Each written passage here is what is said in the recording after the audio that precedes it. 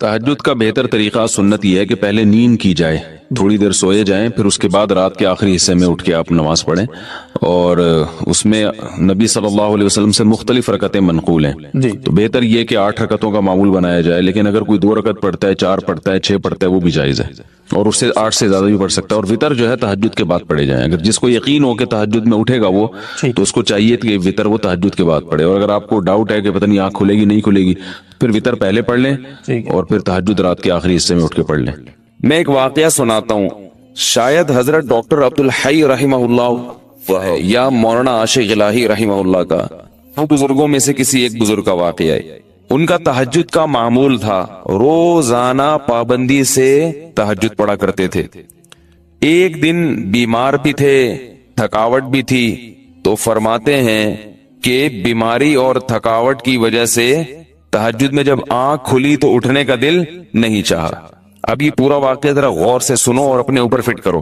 اچھا، ان کا تہجد کا پروگرام ہوتا تھا تو غالباً مصلی پہلے سے رات کو بچھا کے رکھتے تھے، ورنہ شیطان نے یہ ورغلاتا ہے، ابھی اٹھو گے، پھر جا کے مصلی تلاش کرو گے، پھر یہ چھوڑو یار، تو یہ سارے انتظامات پہلے سے کر کے رکھا کرو۔ تو انہوں نے کہا کہ سستی ہو رہی ہے، اٹھا نہیں جا رہا، نیند بھی آ رہی ہے، کیا کریں؟ اب شیطان کا مقابلہ شروع، شیطان با مقابلہ انسان، کیا خیال ہے؟ اور یہ مقابلہ انسانوں کے ساتھ ہی ہوتا ہے، جو شیطان جیسے شیطان ہوتے ہیں نا، ان سے شیطان کو مقابلے کی ضرورت نہیں ہوتی۔ وہ کہتے ہیں ویسے ہی پڑا ہوا ہے، میرے کہے بغیر ہی پڑا ہوا ہے، کیا خیال ہے؟ میرے کہے بغیر ہی پڑا ہوا ہے، وہ یہ پڑے ہوئے کو اٹھانے کی چندہ ضرورت نہیں ہے۔ تو اب شیطان نے کیا کیا کہ بھائی سو جا، حدیث میں آتا ہے شیطان تھپکی دیتا ہے، سو جا بھائی بہت لمبی رات ہے۔ تو فرماتے ہیں کہ میں اب شیطان سے مقابلہ کیسے کروں، نفس سستی ہے، تو میں نے نفس کو سمجھانا شروع کر دیا اور شیطان کو ٹوپی کرانا شروع، یہ ٹوپی کے میرے الفاظ ہیں، ان کے نہیں ہیں۔ شیطان کو کیا شروع کر دی؟ ٹوپی کرانا۔ جیسے شیطان بھی ٹوپی کراتا ہے، پتہ ہے آپ کو شیطان پتہ ہے کیسے ٹوپی کراتا ہے؟ شیطان کہتے ہیں صرف ایک دن تو ناغہ کروا رہا ہوں تو اس سے روزانہ تو پڑتا ہے نا، یہ ٹوپیاں ہیں کہ بھائی جب ایک دن چھوڑو گے تو پھر اگلے دن بھی چھوڑو گے، سستی ایک دفعہ ہو گئی تو ہونا شروع۔ پھر شیطان یہ بھی ٹوپی کراتا ہے، کوئی فرض تھوڑی ہے تہجد، تو آج سنتیں چھڑوا رہا ہے، کل فرض چھڑوائے گا۔ فرض کیسے چھڑوائے گا؟ بولے گا چھوڑ دے، توبہ کر لینا، توبہ تو قبول ہو جاتی ہے نا بھائی، کتنا بڑا گناہ ہو جائے توبہ تو قبول ہو جاتی ہے۔ تو یہ ہوتے ہوتے وہ آگے بڑھتا ہے، پھر جہنم میں پہنچائے بغیر وہ اطمینان سے نہیں بیٹھتا۔ تو جیسے شیطان ٹوپی کراتا ہے، آپ بھی شیطان کو ٹوپی کراؤ۔ تو انہوں نے شیطان کو کیسے ٹوپی کرائی؟ انہوں نے شیطان کو ایسے ٹوپی کرائی کہ شیطان نے کہا سو جا سو جا بھائی سو جا، انہوں نے کہا بس اٹھ کے بیٹھ رہا ہوں اور کچھ بھی نہیں کر رہا۔ بھائی لیٹا ہوا آدمی اٹھ کے بیٹھ جائے تو یہ تو کوئی مشکل نہیں ہے نا، بھائی میں بیٹھوں گا دوبارہ سو جاؤں گا، پھر تھوڑی دیر بیٹھوں گا، بس کہہ رہے ہیں اٹھ کے بیٹھ گیا۔ بیٹھنا اتنا مشکل نہیں ہوتا سوتے ہوئے، اس کو بتایا جائے نا 2 منٹ بیٹھو پھر لیٹ جانا، کہتے چلو نیند میں آ کے یوں کر کے اٹھے گا بیٹھے گا۔ اب جب بیٹھے ہیں تو شیطان کہہ رہے لیٹ جاؤ، تم نے تو کہا تھا میں صرف بیٹھوں گا۔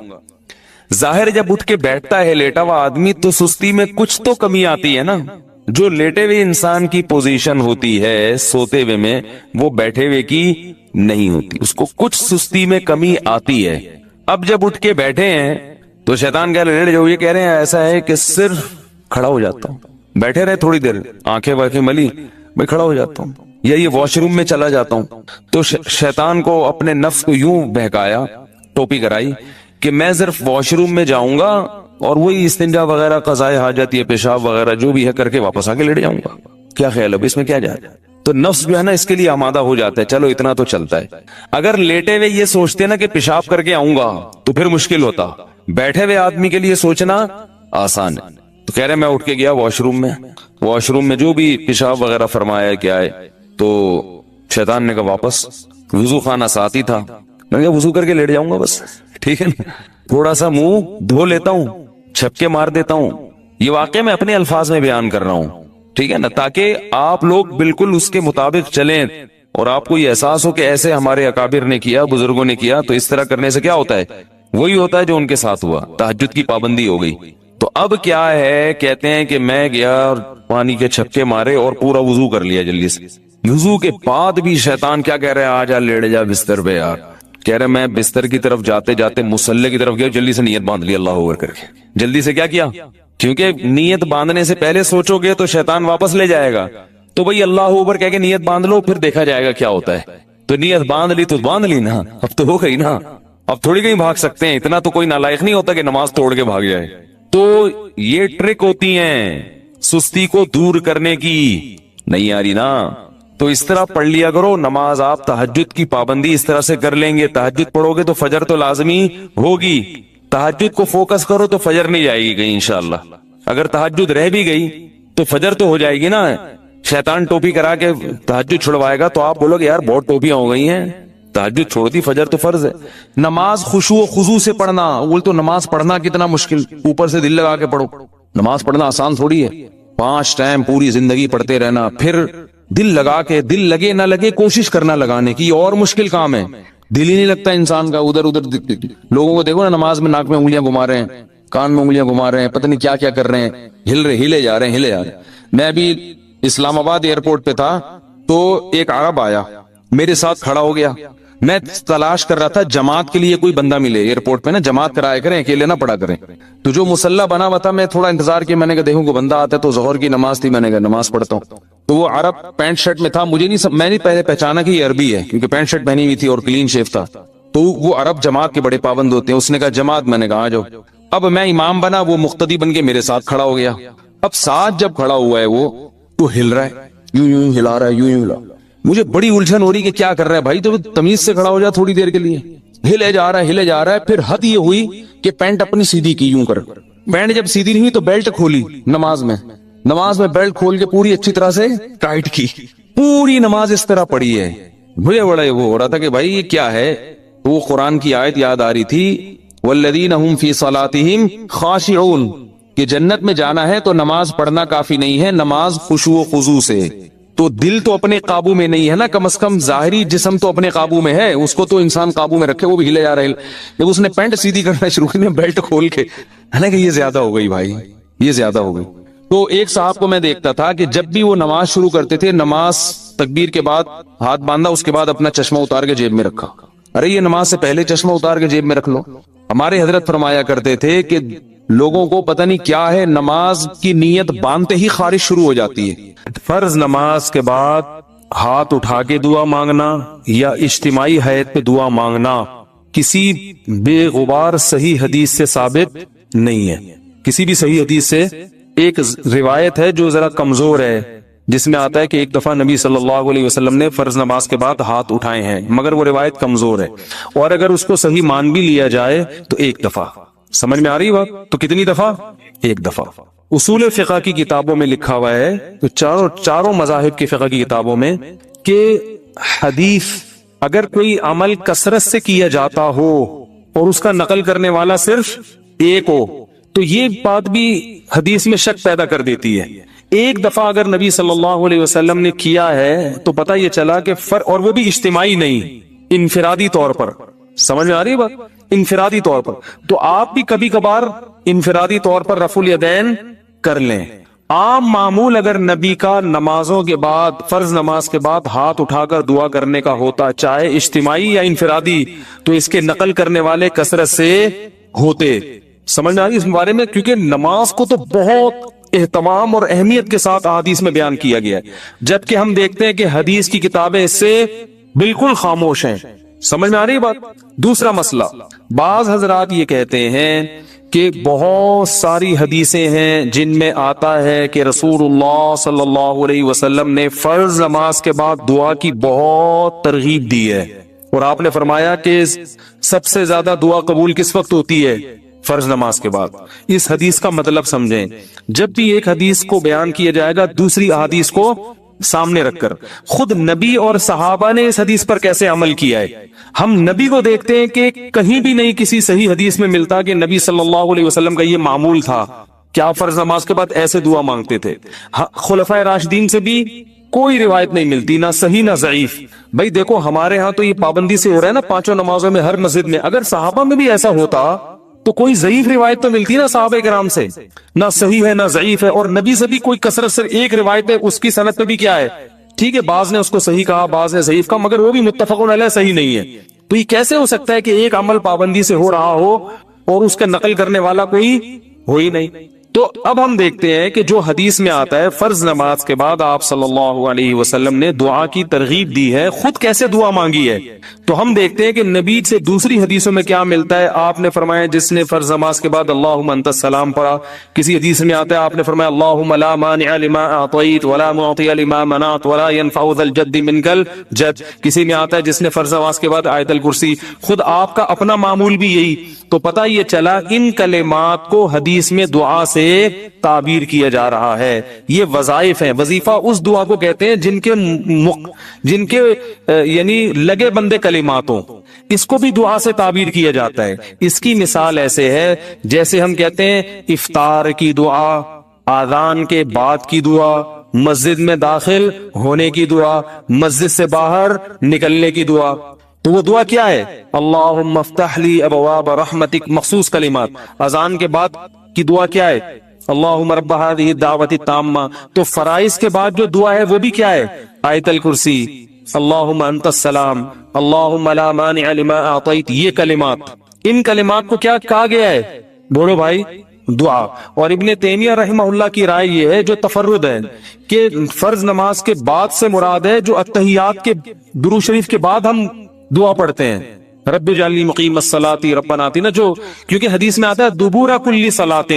تو دبر کا جو لفظ ہے عربی میں وہ بعد کے معنی میں بھی استعمال ہوتا ہے اور اینڈ کے معنی میں بھی. ابن تیمیہ رحمہ اللہ کہتے ہیں کہ جو ہم نماز کے آخر میں اتحیات پڑھتے ہیں، پھر درود شریف پڑھتے ہیں، اس کے بعد جو دعائیں کرتے ہیں نا، تو فرض نماز کے بعد سے مراد کیا ہے؟ یہ والی. لیکن یہ ان کا تفرد ہے. ہم کہتے ہیں ایسا نہیں بلکہ سلام کے بعد. مگر دعائیں کون سی؟ وہ جو منقول ہیں. یہاں تک میں سمجھا پایا اپنی بات؟ آگے چلیں. اور نبی صلی اللہ علیہ وسلم نے مختلف مواقع پر مختلف وظائف پڑھے ہیں فرض نماز کے بعد، کبھی آیت الکرسی، کبھی اللہم انت السلام. تو ہم یہ کہتے ہیں دوسری طرف حضرت عائشہ رضی اللہ تعالی عنہا کی حدیث ہے کہ آپ صلی اللہ علیہ وسلم فرض نماز کے بعد اللہم انت السلام کے بقدر بیٹھتے تھے اور پھر کھڑے ہو جایا کرتے تھے. ان دونوں حدیثوں کو ملا کے پتا چلتا ہے کہ فرض نماز کے بعد جتنے وظائف منقول ہیں یہ سارے نہیں پڑھنے، کبھی کوئی اور کبھی کوئی. اہمیت چونکہ اللہم انت السلام کی زیادہ ہے اور وہ دائمی معمول رہا ہے نبی کا، جیسے حضرت عائشہ کی، تو اس کو ہم نے اہمیت دی. اور ہم کہتے ہیں کہ پھر آپ فوراً کھڑے ہو کر سنتوں میں مشغول ہو جائیں، باقی وظائف اور تسبیحات آپ پڑھیں سنتوں کے بعد. اس طرح تمام حدیثوں میں تطبیق. اور اہل حدیث حضرات یہ کہتے ہیں کہ نہیں، فرض نماز کے بعد ہی آپ تمام معمولات پورے کریں، اس کے بعد سنتیں پڑھیں. تو یہ علماء میں ایک اختلاف ہے. لیکن ہاتھ اٹھا کے دعا مانگیں جیسے ہمارے ہاں رائج ہے، یہ کہیں بھی نہیں ہے. حتیٰ کہ چاروں، یہ تو اب یعنی اہل حدیث میں بھی نہیں ہے، وہ تو سب کو پتا ہے نہیں ہے. یہ فقہ حنفی میں بھی نہیں ہے، فقہ شافی میں بھی نہیں ہے، فقہ مالکی میں بھی نہیں ہے، اور فقہ حنبلی میں بھی نہیں ہے. کیونکہ فقہ حنفی کی کتابیں بھی اس سے خالی، فقہ مالکیہ، شافعیہ، حنابلہ ان کی کتابیں بھی اس سے بالکل خالی. نہ صرف خالی بلکہ اس کے مخالف. فتاوی عالمگیریہ فقہ حنفی کی کتاب ہے نا، اس میں لکھا ہے کہ امام کو چاہیے کہ سلام پھیرنے کے بعد اللہم انت السلام کے بقدر بیٹھے اور اس کے بعد کھڑا ہو جائے. یہ کہیں بھی نہیں لکھا کہ اس میں کیا کرے، اجتماعی دعا مانگے یا انفرادی دعا مانگے، کہیں بھی نہیں لکھا ہوا، بلکہ اس کے خلاف لکھا ہوا ہے. تو اس لیے یہ فقہ حنفی میں بھی نہیں ہے. ہاں یہ ہمارے اکابر میں ایک چیز رائج ہو گئی ہے، ہمارے بزرگوں میں، جو ہندوستان میں بہت تیزی سے، بولو بھائی، پھیل گئی. جب رائج ہو گئی تو حضرت مفتی محمد شفیع صاحب رحمہ اللہ تعالیٰ کا اجتماعی دعا پر ایک رسالہ ہے، مفتی اعظم جو تھے، انہوں نے فرمایا کہ اب اس کو ایک دم ختم کرنے میں کیا ہے، آیا کہ اس لیے کسی مسجد میں اگر یہ دعا مانگی جا رہی ہے تو ختم کرنے پر اصرار نہ کیا جائے، کیونکہ فی نفسی ہی تو دعا کا موقع ہے نا فرض کے بعد. بھائی فی نفسی ہی حدیث میں آتا ہے کہ فرائض کے بعد دعا قبول ہوتی ہے، اس کی یہ کیفیت نہیں ہے. تو فی نفسی ہی نماز کے بعد دعا کا ایک موقع ہے، تو اس میں عوام نے کچھ چیزیں اپنی طرف سے لگا کے اجتماعی ہیئت بنا دی. تو چونکہ ایک ہوتی ہے ایک چیز کا سرے سے کوئی اصل ہی نہیں ہے، اور ایک اصل ہے مگر اس کی کیفیت منقول نہیں ہے، تو اس میں معاملہ تھوڑا سا کیا ہو جاتا ہے، اہون ہو جاتا ہے، کمتر ہو جاتا ہے. تو اس لیے لکھا کہ چونکہ یہ اتنی زیادہ پھیل گئی ہے، اس کو ایک دم ختم کرنا، اس میں فتنہ بہت ہے، اور خود شریعت ہی فتنے کو پسند نہیں کرتی تو ائمہ کرام کو چاہیے محبت سے لوگوں کی ذہن سازی کریں، لیکن ایک دم اس کو چھوڑنے کی کوشش بولو بھائی نہ کریں۔ یہ کون کہہ رہا ہے؟ مفتی اعظم، جو حضرت مفتی تقی صاحب کے کیا تھے؟ والد۔ اس لیے کہ میرا جب یہ کلپ جاتا ہے نا تو بہت سے لوگ میرے خلاف ایک طوفان کھڑا کر دیتے ہیں کہ یہ حنفی نہیں ہے، یہ پتہ نہیں، یہ تو بزرگوں ہمارے اکابر کے خلاف چل رہا ہے، تو پتہ نہیں کیا کیا لوگ بنانا شروع کر دیتے ہیں۔ تو ہمارے اکابر قرآن و سنت کے فالوورز تھے، لیکن اگر کسی اکابر نے کوئی چیز کر دی ہے تو اب یہ تو نہیں کہ اس کو آپ نے لازمی قرآن و حدیثی کے مطابق کرنا ہے کیونکہ ہمارے بزرگ نے کر دی ہے، ایسا تھوڑی ہوتا ہے۔ کسی بزرگ سے بھی تو خطا ہو سکتی ہے، بڑے بڑے علماء سے خطا ہوئی ہے۔ میرے شیخ و مرشد مفتی رشید احمد صاحب، جن سے میں اتنے سال بیعت کا تعلق رہا، تو ایسا الفتاوی میں ان کے بعض مسائل سے ہم نے رجوع کیا ہے۔ ہم نے کہا یہ حضرت کی رائے تھی مگر ہم اس سے متفق بولو بھائی نہیں ہے، تو اب اس کا یہ مطلب کہ ہم اکابر کو نہیں مانتے، اور ہمارے شیخ نے بعض چیزوں میں اپنے شیخ سے اختلاف کیا ہے۔ تو یہ تو علماء میں ہر دور میں چلا آ رہا ہے کہ امام ابو یوسف نے بعض چیزیں امام ابو حنیفہ کی نہیں مانی، تو کیا مطلب وہ امام حنیفہ کو ہی نہیں مانتے تھے؟ تو اگر بعض اکابر، سب نہیں، اگر ہم اپنے کسی بعض اکابر سے کوئی مسئلے میں اختلاف کر لیتے ہیں تو اس کا یہ مطلب نہیں ہے کہ ہم ان اکابر کو گمراہ سمجھنے لگے ہیں۔ بعض لوگ کہتے ہیں آپ کا علم زیادہ تھا، یہ ان علماء کا علم زیادہ تھا، تو میں ان سے کہتا ہوں آپ کا علم زیادہ ہے، مفتی شفیع صاحب کا علم زیادہ ہے نا۔ تو ایسا تھوڑی ہے کہ میرا تفرد ہے، تو حضرت مفتی شفیع صاحب رحمہ اللہ کی بھی رائے تھی۔ مفتی رشید احمد صاحب بھی بہت بڑے عالم تھے، حضرت مفتی شفیع صاحب کے نائب تھے وہ فتوے میں۔ ان کا پورا ایصل الفتاوی میں ایک رسالہ ہے کہ فرائض کے بعد رفع الیدین سے دعا نہیں ہے، پورا رسالہ لکھا ہے انہوں نے۔ تو وہ بھی تو ہمارے اکابر ہی میں سے ہی تھے۔ تو ہاں یہ کہہ سکتے ہیں کہ اکابر میں اس مسئلے میں کیا ہے؟ اختلاف ہے۔ تو ٹھیک ہے، آپ کو جس کی رائے زیادہ بہتر لگے آپ اس کی رائے کو فالو کریں، دوسرے کی رائے پر طنز نہ کریں۔ آپ کو اگر میری رائے غلط لگتی ہے تو آپ ان اکابر کی رائے کو فالو کریں، ہم پہ طنز نہ کریں، اور ہمیں اگر یہ رائے صحیح لگتی ہے تو ہم اس رائے کو فالو کریں۔ میں کبھی اس مسئلے پہ کسی دوسرے بزرگوں یا اکابر پر طنز نہیں کرتا۔ مجھے لوگ آ کے بتاتے ہیں کہ فلاں مسجد کے امام اجتماعی دعا کراتے ہیں، میں کہتا ہوں بھائی ٹھیک ہے، وہ اپنی رائے ہوگی ان کی، اس کی وجہ سے نہ اس امام کی توہین جائز، بلکہ میں تو یہاں تک کہتا ہوں میری مسجد میں بھی جب مؤذن صاحب پڑھاتے ہیں نماز تو وہ اجتماعی دعا کراتے ہیں۔ مؤذن صاحب میں نے کبھی آپ کو منع کیا؟ میں اس لیے منع نہیں کر رہا، میرے مقلد تھوڑی ہیں، یہ کہہ سکتے ہیں بھائی فلاں امام بھی کر رہے ہیں، فلاں بزرگ بھی کر رہے ہیں، فلاں وہ عالم، وہ آپ سے بڑے عالم ہے وہ کر رہے ہیں، تو یہ میرے تھوڑی مقلد ہے۔ تو میں کیا کہوں گا بھائی، جب ایک اتنے بڑے عالم کو فالو کر رہے ہیں تو میں کیا کہہ سکتا؟ میں اپنی رائے دلائل کی دنیا میں پیش کر دوں گا، بھئی یہ سمجھ میں آ رہی ہے ٹھیک ہے، نہیں آ رہی ہے تو بھی ٹھیک ہے، کوئی اتنا بڑا ایشو نہیں ہے کہ جس پہ ہم ایک دوسرے کے خلاف مناظرے کریں، فتوے دیں۔ ساری مسجدیں جتنی بھی ہیں سب میں اجتماعی دعا ہوتی ہے، لوگ مجھے آ کے بتاتے ہیں وہ تو کر رہے ہیں، کہتا ہوں بھائی وہ بھی سنت ہی کو اپنے لحاظ سے فالو کر رہے ہیں، اللہ نے ان کو جتنا علم دیا، جتنی سمجھ دی، اور جو ان کے بس میں تھا اس کے حساب سے ان کو یہ صحیح لگا تو وہ اس کو فالو کر رہے ہیں۔ میں کسی پہ الزام نہیں لگاتا کہ میں ہی سنت کا ٹھیکیدار ہوں باقی سارے فراڈی ہیں، ایسا نہیں ہے۔ جس کی جو سمجھ میں اختلاف تو ہوتا ہے نا مسائل میں علماء کا، تو جب اختلاف تو ہوتا ہے نا تو پھر اس لیے وہ تو کوئی بات نہیں، امام ابو یوسف کا امام ابو حنیفہ سے اختلاف ہوا تو یہ تو نہیں کہ وہ غلط ہو، دونوں صحیح ہیں۔ امام شافعی کا امام ابو حنیفہ سے ہوا تو پھر بھی دونوں صحیح ہیں۔ تو آپ کو جس کی بات سمجھ میں آ رہی ہے فالو کریں، کسی پر کیچڑ نہ اچھالیں۔ دلائل کی دنیا میں مجھے یہ بات زیادہ سمجھ میں آ رہی ہے کہ اگر یہ چیز سنت ہوتی تو صحابہ کرام سے منقول کیوں نہیں ہے؟ لو کان خیرا ما لسبقونا الیہ، صحابہ، تابعین، ائمہ اربعہ اور ہماری جو عربی فتاوی کی کتابیں ہیں ان میں اس کا تذکرہ ہوتا نہیں ہے، تو پھر یہ بات ہمیں سمجھ میں نہیں آتی۔ سمجھ رہے ہیں بات کو؟ باقی میں بار بار یہ کہتا ہوں کہ اہل حدیث کی ہر بات کو غلط قرار دینا یہ بھی صحیح نہیں ہے۔ بعض لوگ نے کیا کیا، چونکہ اہل حدیث نے کہا ہے لہذا غلط ہی ہوگا، تو یہ موقف بھی غلط ہے۔ لا یجرمنکم شنآن قوم علی الا تعدلوا، قرآن کہہ رہا ہے ایمان والو کسی قوم کی دشمنی تمہیں اس بات پر نہ ابھارے کہ تم حق کا دامن چھوڑ دو۔ اگر اہل حدیث نے کوئی بات درست کی ہے تو آپ کو ماننی چاہیے، غلط کی ہے تو آپ کو بتانا چاہیے۔ ہم تو اہل حدیث کی بہت سی چیزوں کو ہم غلط بھی کہتے ہیں لیکن بہت سی چیزوں کو ہم صحیح بھی کہتے ہیں، اور بہت سی چیزوں کو ہم یہ کہتے ہیں کہ اس میں دونوں طرف احتمال ہے، دونوں رائے، اجتہادی مسئلہ ہے، یہ بھی صحیح ہو سکتا ہے وہ بھی صحیح ہو سکتا ہے۔ تو اعتدال کا جو راستہ ہے نا وہ نہیں چھوڑنا چاہیے۔ تو میں کیوں مانگتا ہوں؟ پہلی بات، میں اجتماعی نہیں مانگتا، میں فرض کے بعد اجتماعی دعا نہیں مانگتا، میں اللہم انت السلام پڑھتا ہوں صرف، اور رفع الیدین ہلکا سا کرتا ہوں کیونکہ لوگوں میں تحمل نہیں ہے۔ اگر میں نے یہ بھی نہیں کیا تو اگلی نماز میں پبلک شارٹ کر دے گی مجھے. چلو کوئی بات نہیں, شارٹ کر رہے گی تو کیا ہوگا, دین کا سارا سلسلہ کیا ہو جائے. کسی اور مسجد میں جائیں گے تو وہاں بھی شارٹ, تیسری مسجد میں گئے وہاں بھی, تو شارٹ ہوتے ہوتے نتیجہ کیا نکلے گا, اپنا ایک الگ فرقہ جو لوگ کر رہے ہوتے لانچ ہو رہا ہوگا, اور اس کا نام کیا ہوگا, اجتماعی دعا بدعت, یہاں سے شروع ہوگی. تو امت کو ایک ایسے کام میں لگائیں گے جس کی شریعت میں کوئی خاص اہمیت بولو بھائی نہیں ہے. تو چونکہ فی نفسی ہی ایک چیز جائز ہے, اس کو سنت سمجھنا غلط ہے.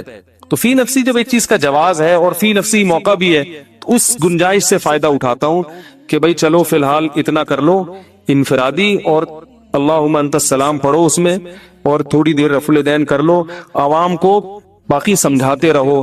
جب یہ مسجد کے نمازیوں میں تحمل پیدا ہو جائے گا, ہم بڑے ہو جائیں گے, بزرگ بن جائیں گے, سفید داڑھی ہو جائے گی, عمر کمر جھک جائے گی, ہم سے بڑے بڑے اکابر دنیا میں موجود ہیں, لوگ کہہ رہے ہیں بھائی ہم ان سے فتویٰ لیں گے آپ سے کیوں لیں, تو ان کو میں نہیں سمجھا, ان لوگوں کو میں اس بات پہ قائل نہیں کر سکتا. تو جب ہم بوڑھے ہو جائیں گے اگر زندہ رہے, تو پھر ایک لوگوں کو ہوگا کہ بھائی یہ بھی ایک بزرگ بن چکے ہیں, اب پتہ نہیں وہ دن آئے گا کہ نہیں آئے گا, لیکن اگر ایسا ہو گیا تو پھر ہم چھوڑ دیں گے. مفتی ظہر علی صاحب کی طرح بولیں گے یہ جائز ہے یہ ناجائز ہے, کسی کے باپ میں دم میں تو کر کے دکھا دیں. حضرت مفتی ظہر علی صاحب جو ہیں وہ جب فتویٰ دیتے ہیں تو ان کی مسجد بھی ذاتی ہے, ان کے مقتدی بھی اخپل ہیں اپنے ہیں, کسی کی پرواہ بھی نہیں کرتے. فتویٰ دیا, سمجھ میں آیا ٹھیک ہے, نہیں آیا دفعہ یہاں سے چل نکل, تو ہم کہاں جائیں گے بھائی.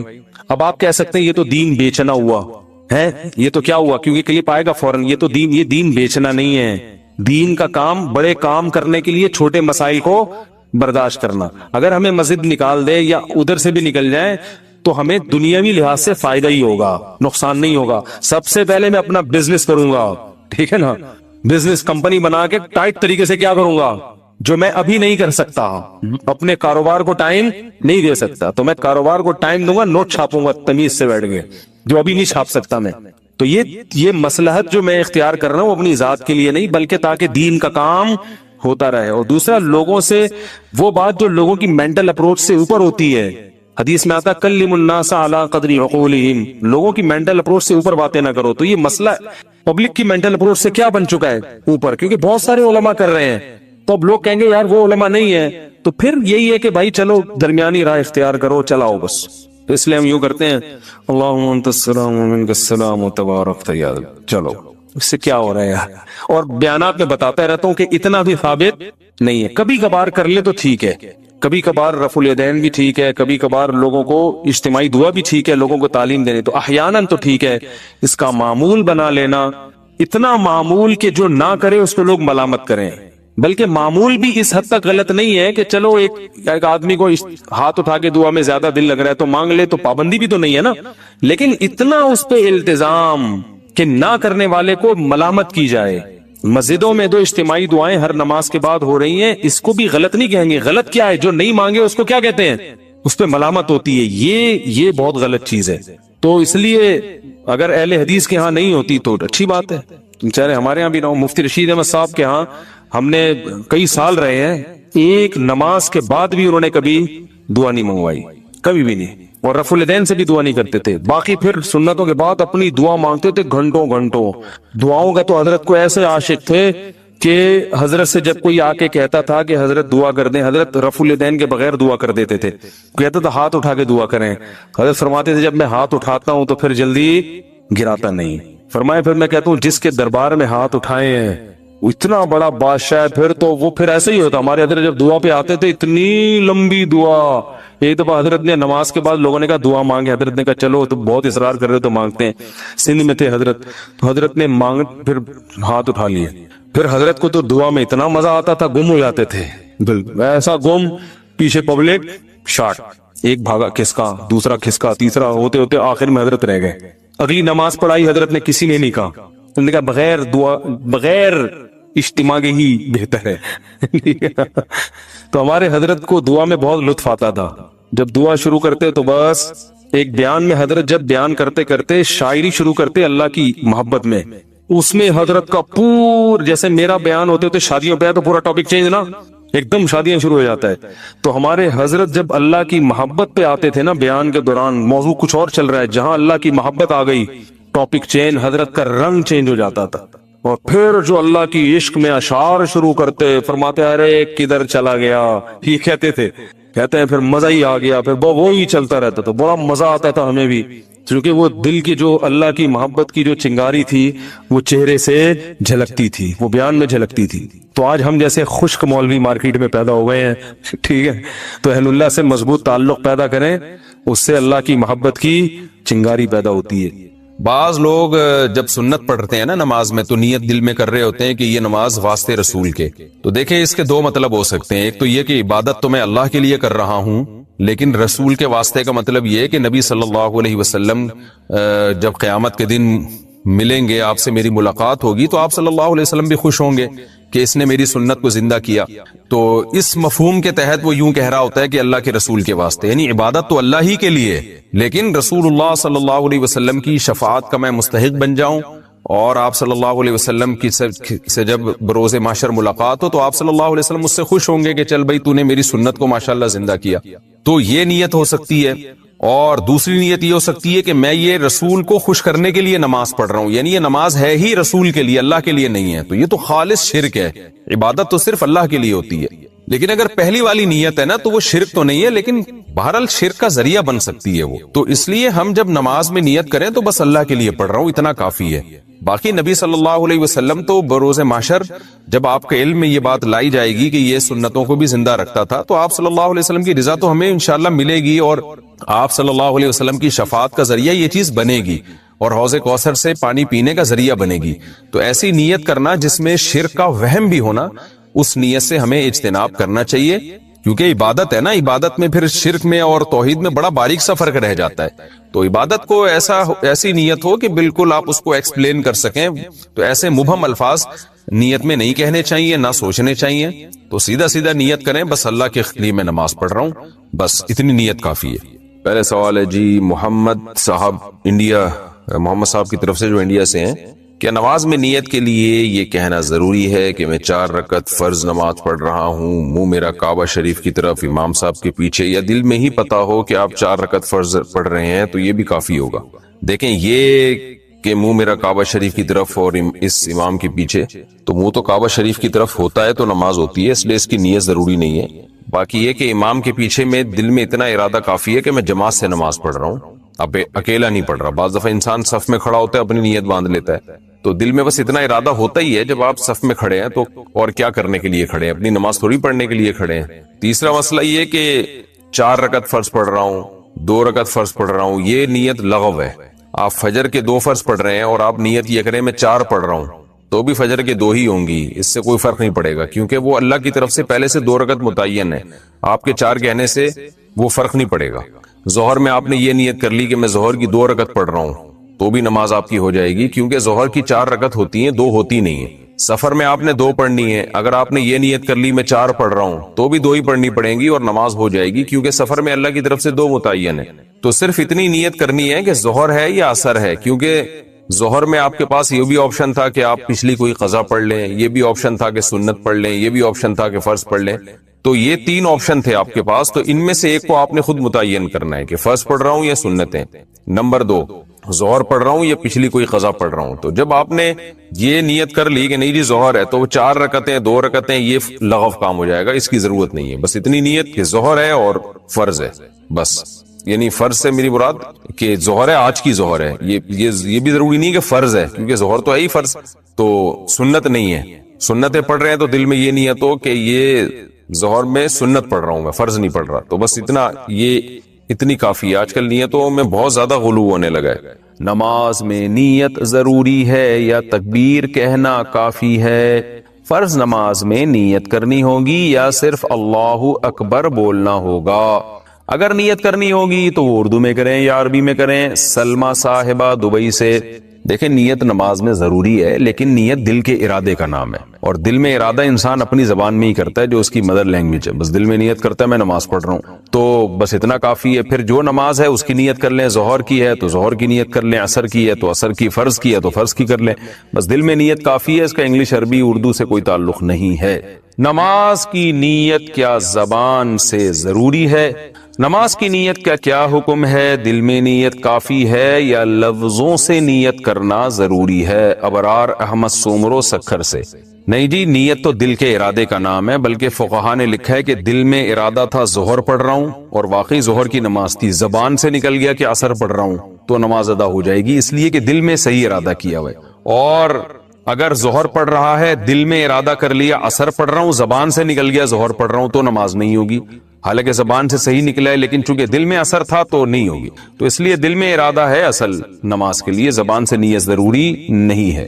وہمیوں کے لیے فقہا نے لکھا تھا کہ جو وہمی ہوتے ہیں نا، جو ہر وقت وسوسوں میں مبتلا رہیں گے، پتہ نہیں میں نے ظہر کی نیت کی تھی عصر کی، بعض ایسے وہمی ہوتے ہیں، ان کے لیے فقہا نے لکھا ہے کہ وسوسہ دور کرنے کے لیے وہ زبان سے نیت کر لیں، لیکن نارملی شریعت کا حکم یہی ہے کہ انما الاعمال بالنیات، اعمال کا مدار جو نیت پر ہے، تو نیت تمام فقہا کا اتفاق ہے وہ دل کے ارادے کا نام ہے۔ تہجد کی نماز سنت ہے یا نفل؟ تہجد کی نماز سنت ہے یا نفل؟ صادق رفیق انڈیا سے۔ دیکھیں یہ سنت یا نفل یہ ٹرمز ہیں، اصطلاحات ہیں جو ایک دوسرے کے معنی میں بھی استعمال ہوتی ہیں۔ نفل کہتے ہیں اضافی نماز جو فرض نہ ہو، اس لحاظ سے تو تہجد نفل نماز ہے، لیکن ہر نفل پر نبی صلی اللہ علیہ وسلم نے پابندی نہیں کی ہے، اہتمام نہیں کیا ہے، تو جو وہ نوافل جن کا آپ صلی اللہ علیہ وسلم نے اہتمام کیا یا آپ ان کو پڑھا کرتے تھے تو ان کو سنت کہا جاتا ہے۔ تو اس لیے تہجد اس لحاظ سے نفل ہے کہ فرض واجب نہیں ہے، لیکن اس لحاظ سے سنت ہے کہ محض ایک عام نوافل کی طرح اس کی فضیلت نہیں ہے، بلکہ آپ صلی اللہ علیہ وسلم کی عادت تھی، تو اس لحاظ سے یہ سنت ہے، تو بہتر لفظ اس کے لیے سنت ہی ہے۔ اور یہ عام سنت نہیں ہے، اس کی بے پناہ فضیلت ہے۔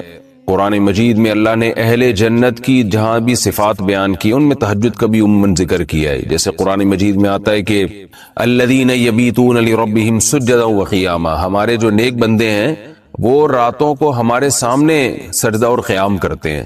اور سورہ سجدہ میں اللہ تعالیٰ کے ارشاد ہے تتجافى جنوبهم عن المضاجع يدعون ربهم خوفا وطمعا، کہ ہمارے نیک لوگوں کے پہلو رات کو بستروں سے جدا ہو جاتے ہیں اور اپنے رب کو پکارتے ہیں خوف اور امید سے۔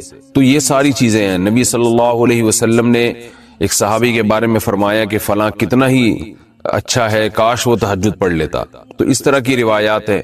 تو آپ صلی اللہ علیہ وسلم نے عبداللہ بن عمر کے بارے میں فرمایا، ان کو وصیت کی، ان کے بارے میں صحابی سے فرمایا کہ یہ تہجد کی کا اہتمام کریں تو کیا ہی خوب ہے۔ عبداللہ بن عمر فرماتے ہیں اس کے بعد سے میں نے کبھی تہجد نہیں چھوڑی ہے۔ تو ایسی بہت ساری روایات ملتی ہیں۔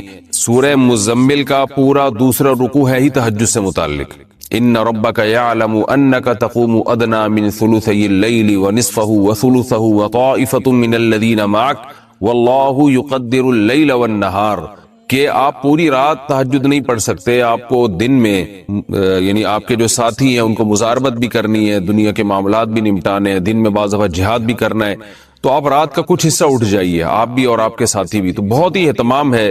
اور فقرؤوا ما تیسر منہ، اور اس میں جتنی تلاوت ممکن ہو آپ اللہ کے سامنے کھڑے ہوں اور قرآن کی تلاوت کیجیے۔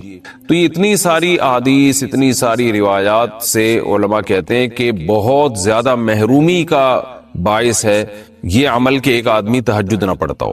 اور آپ صلی اللہ علیہ وسلم نے فرمایا کہ رات کے آخری حصے میں اللہ تعالیٰ آسمان دنیا کی طرف آتے ہیں اور یہ ندا لگاتے ہیں حل من مسترزق ارزق له، حل من مستغفر اغفر له، کوئی ہے مجھ سے روزی مانگنے والا میں اس کو روزی دوں، کوئی ہے مجھ سے گناہوں کی معافی مانگنے والا میں اس کو معاف کروں۔ تو اس لیے رات کو جلدی سونا چاہیے، اور تہجد میں رات کے آخری حصے میں جو تہجد کا ٹائم ہے جو سب سے اچھا ٹائم ہے، ویسے تو کسی بھی وقت رات کو پڑھی جا سکتی ہے، لیکن سب سے افضل ٹائم ہے کہ آپ سوئیں اور سونے کے بعد رات کے آخری حصے میں اٹھیں اور اس وقت راز و نیاز کریں، اللہ کے سامنے دعائیں مانگیں، بہت زیادہ اس وقت دعائیں قبول ہوتی ہیں اور نماز کا بہت ثواب ہوتا ہے۔ ان قرآن الفجر کان مشہودا، قرآن کہہ رہا ہے اقیم الصلاۃ لدلوک الشمس۔ پیچھے قرآن نے تذکرہ کیا کہ رسول اللہ صلی اللہ علیہ وسلم پر اتنا زیادہ مشرکین کا دباؤ ہے کہ قرآن کہتا ہے کہ اگر ہم آپ کو ثابت قدم نہ رکھتے تو آپ بھی ان کی طرف مائل ہو جاتے۔ ظاہر ہے بہت سخت دباؤ اور جبر ہے آپ کے اوپر، تو ایسے موقع پہ ایسا کام کرنے کی ضرورت ہے جس سے آپ کو ثابت قدمی ملے اور اللہ کا قرب حاصل ہو۔ تو اس کا سب سے بہترین طریقہ قرآن کہتا ہے نماز، یعنی اے نبی صلی اللہ علیہ وسلم آپ نماز کو مضبوطی سے تھامیے، تاکہ آپ کو ثابت قدمی ملے, آپ کو اللہ کا قرب ملے. کیونکہ جس اللہ کے لیے کام کیا جا رہا ہے نا, جب تک اس اللہ سے رشتہ مضبوط نہیں ہوگا تو اس کام میں آپ ثابت قدم نہیں رہ سکتے. اور اللہ سے رشتہ مضبوط کرنے کا سب سے بڑا ذریعہ نماز ہے. اس لیے قرآن کہتا ہے اقیم الصلاۃ, آپ نماز قائم کیجئے, لدلوک الشمس, سورج کے ڈھلنے کے وقت. سورج کب ڈھلتا ہے؟ جب بالکل بلندی پہ جا کے ڈھلنا شروع ہوتا ہے تو ظہر کا وقت شروع ہوتا ہے. الی غسق اللیل, رات کے اندھیروں تک. یعنی اس میں 4 نمازیں آ گئی. سورج جب ڈھلتا ہے نا, بالکل بلندی پر ہوتا ہے, تھوڑا سا ڈھلتا ہے ظہر کا وقت, مزید ڈھلان پیدا ہوتی ہے عصر کا وقت, مزید ڈھلتا ہے مغرب کا وقت, اور پھر الی غسق اللیل, سورج تو غائب ہو جاتا ہے مغرب کے بعد, پھر رات کے اندھیرے میں یعنی عشاء کا وقت. وقرآن الفجر, اور فجر کے وقت میں, فجر کی تلاوت کے وقت میں. تو قرآن میں اشارہ کر دیا کہ اصل تلاوت کا وقت ہے ہی فجر کا. آج بعض اماموں کو ہم نے دیکھا فجر میں بڑی مختصر تلاوت کرتے ہیں, یہ بالکل غلط ہے. سنت ہے فجر میں طوال مفصل, یعنی سورہ حجرات سے لے کے سورہ بروج تک کی جو لمبی لمبی صورتیں ان کو تلاوت کیا جائے. تو فجر کے قرآن کے وقت بھی آپ نماز قائم کیجئے. ان قرآن الفجر, بے شک فجر کا جو قرآن ہے, فجر میں جو تلاوت ہے, کانا مشہودا, اس میں حاضر ہوتے ہیں. کون حاضر ہوتے ہیں؟ حدیث سے پتہ چلتا ہے فرشتے. فجر کا وقت اتنا مبارک وقت ہے جب اس میں امام صاحب قرات کرتے ہیں اور لوگ ہاتھ باندھ کے پیچھے امام کی قرات سنتے ہیں. ایک خاص سکینت نازل ہوتی ہے اللہ کی طرف سے, اور فرشتے بھی اس تلاوت میں نازل ہوتے ہیں. صحیح حدیث سے یہ بات ثابت ہے کہ فرشتے جو تبدیل ہوتے ہیں نا, ان کے آنے جانے کا وقت اور فجر اور عصر میں ہے. جو فجر میں فرشتے آتے ہیں انسان کی حفاظت کے لیے, لہو معقبات من بین یدیہ ومن خلفہ یحفظونہ من امر اللہ. بہت ساری مخلوق اس کائنات میں ایسی ہے جہاں تک سائنس نہیں پہنچی, اور ہو سکتا ہے قیامت تک پہنچ ہی نہ سکے. وہ انسان کی عقل سے بالاتر ہے وہ مخلوق, اور یہ بھی ممکن ہے پہنچ جائے سائنس ترقی کر کے.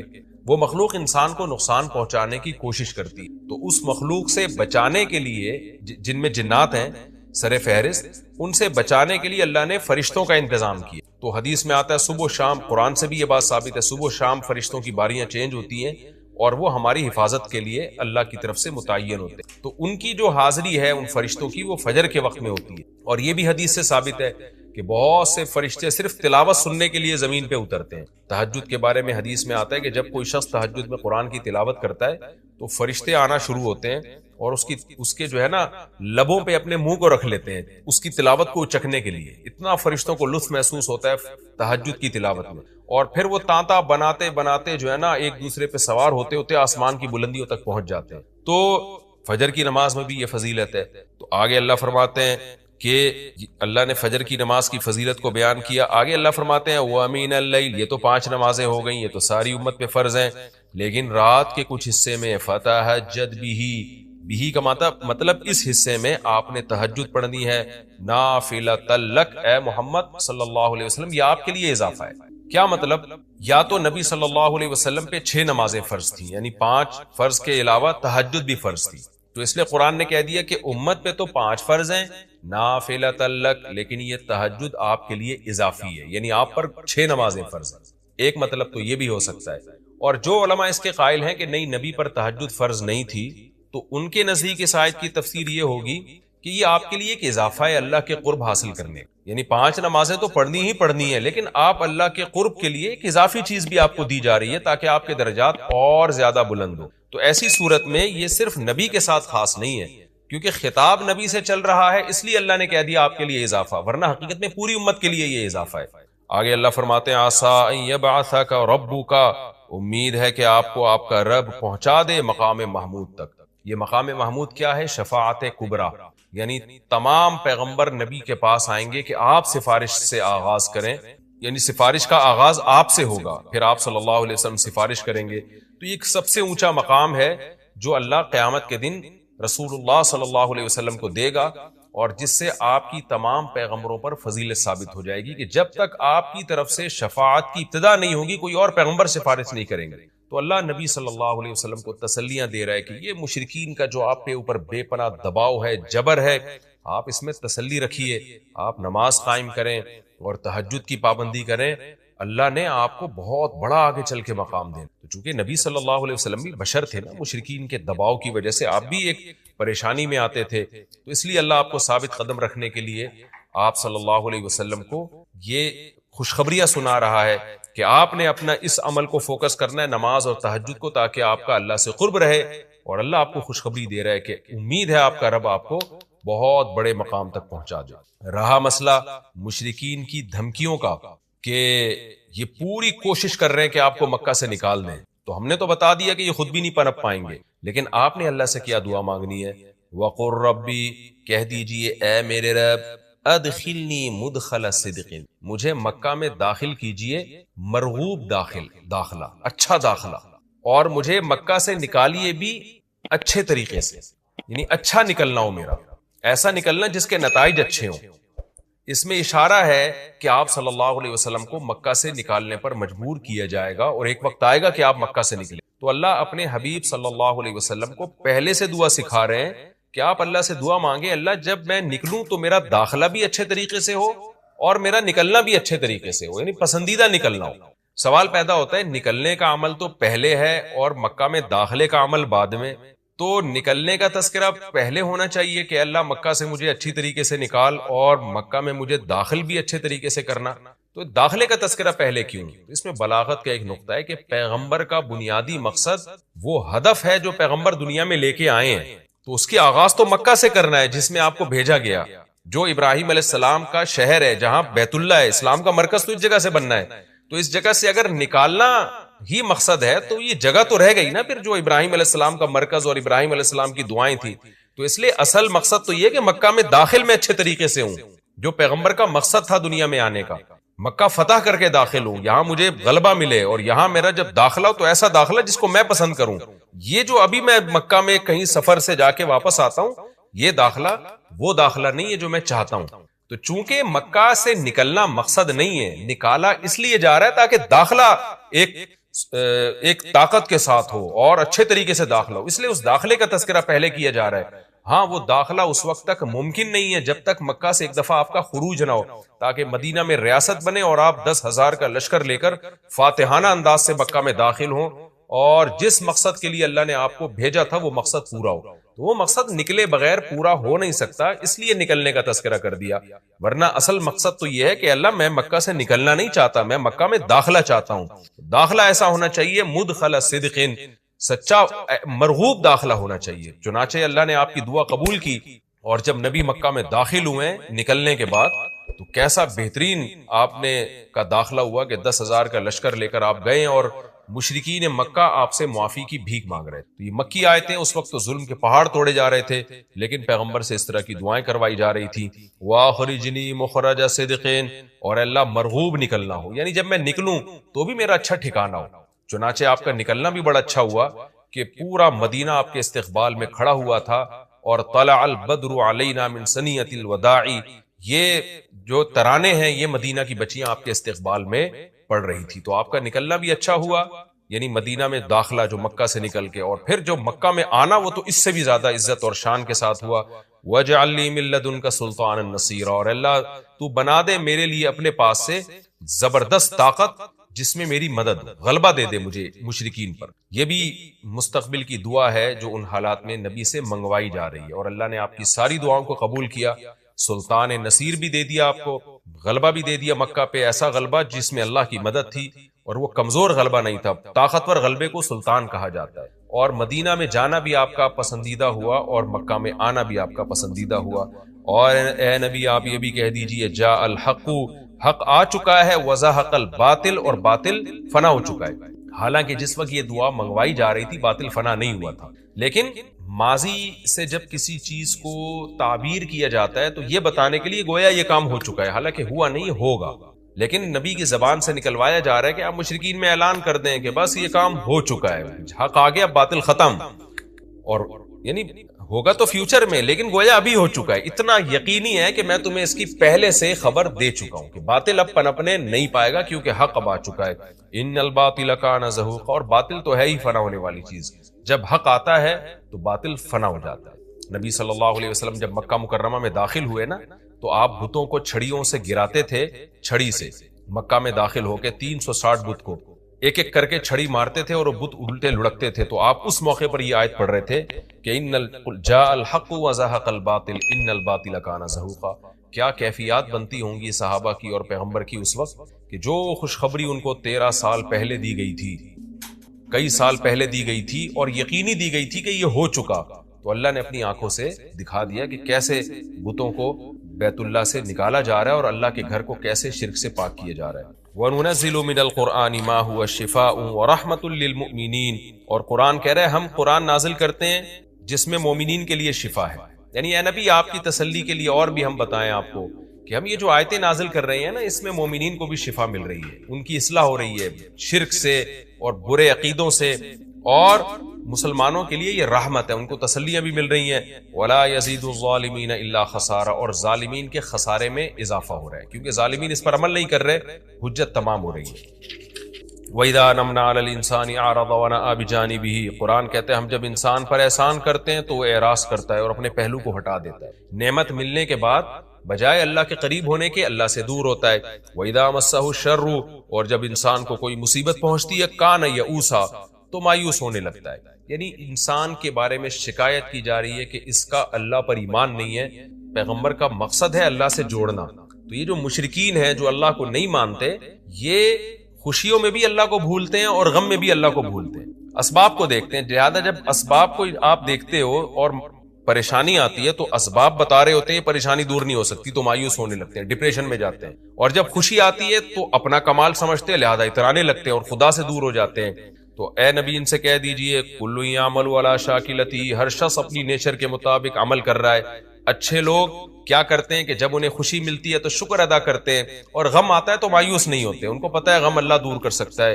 فَرَبُّكُمْ أَعْلَمُ، تمہارا رب خوب جانتا ہے بِمَنْ هُوَ أَهْدَىٰ سَبِيلًا، کون ان دونوں فریقوں میں سیدھے راستے پر چل رہا ہے۔ جو غموں میں مایوس ہو اور خوشیوں میں اترانے لگے، خدا سے دور ہو جائے، وہ گمراہی والے راستے پر ہے، اور جو خوشیوں میں اللہ کے قریب آئے، شکر ادا کرے، اور غموں میں بھی اللہ کے قریب آئے کہ غم کو اللہ ہی دور کر سکتا ہے، مایوس نہ ہو، یہ سیدھے راستے پر ہے۔ اللہ خوب جانتا ہے کون سیدھے راستے پر ہے، یعنی اس میں اللہ نے اشارہ دے دیا کہ یہ لوگ سیدھے راستے پر ہے، تو ہمیں ایسا بننا چاہیے۔